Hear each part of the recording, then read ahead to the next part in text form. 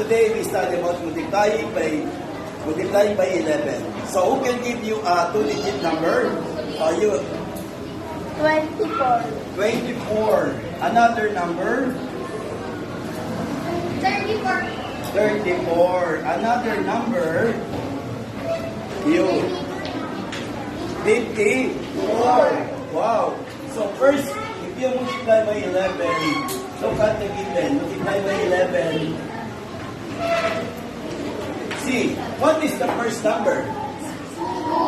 Okay, 2. What is the last number? 4.